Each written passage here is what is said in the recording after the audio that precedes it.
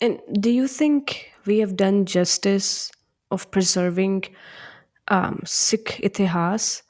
And when we read Sikh history, ਤੁਹਾਨੂੰ ਲੱਗਦਾ ਹੈ ਕਿ ਫੈਕਟਸ ਜ਼ਿਆਦਾ ਨੇ ਜਾਂ ਫਿਰ ਫਿਕਸ਼ਨ ਜ਼ਿਆਦਾ ਹੈ? ਬਿਕੋਜ਼ ਜੇ ਆਪਾਂ ਗੱਲ ਕਰੀਏ, British colonization, they over here in India, when they came to India, they burned down a lot of our libraries, and a lot of our history was burnt down. So how much is fact and how much is fiction? Yeah, that's what it's a very important question, and I think I might break it down a little bit. I think what this question really highlights for me is the importance of preserving those historical accounts that are written in Punjabi, that were perhaps written by contemporaries of the Guru. So writings by Gurdas Ji, for example, who was a contemporary of the first early Guru Saiban. By Gurdas Ji's Vara are really well respected. They've been around for 400 years now. And a lot of the katha that we hear in Guru Kars around the world is based on the information that we take from Bhai Gurdas Ji Diawara.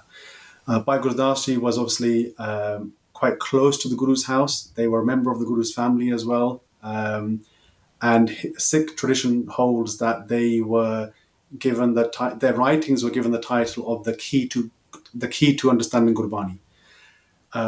So obviously, as a scholar, they hold a certain reverence within the Sikh world. And I think when we focus on their writings, which are now available in English as well, there's obviously translations available online. There are 2-volume books available as well.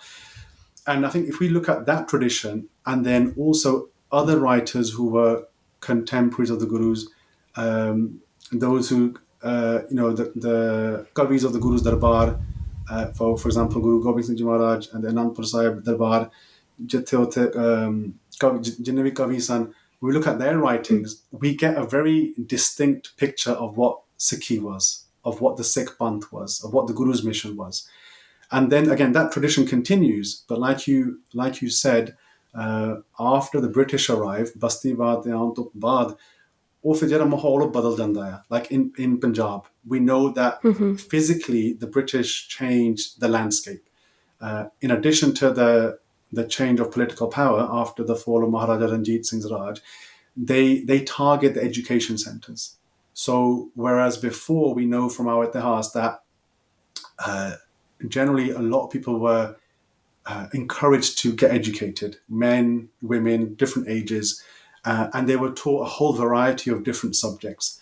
After the arrival of the British in Punjab, what we see is not just the burning of books and the kind of the restriction to accessing that information, but there's this new way of learning that arrives as well. This kind of very westernized, and even the subjects that are taught, the sciences, mathematics, it's very wordly. There's a lot of emphasis on empiricism, this idea of looking at facts, looking at the world, looking at statistics.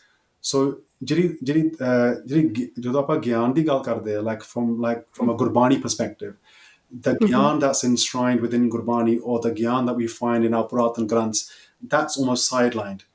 And then the kind of the westernized subjects, those which speak about the material world, that which can be proven through science, that's given a prominence. So I think what we need to look at is the way in which knowledge production changed and how much emphasis was placed on these westernized models of learning and learning about the world. Whereas before, when we read our Puratan Granths, and the way in which they described the darbar of the Gurus, where learning was taking place, where people were being sent to far-off places to learn about specific subjects. Languages was a massive thing as well. So I think the question is more about what source do we go to, because it's difficult also. One of the things that I encountered in writing Pathshay Mema was we have such a rich history of literature, but over time, because of the fact that we have had so much struggle as well, a lot of that is missing, or a lot of it has been misplaced, or even revised.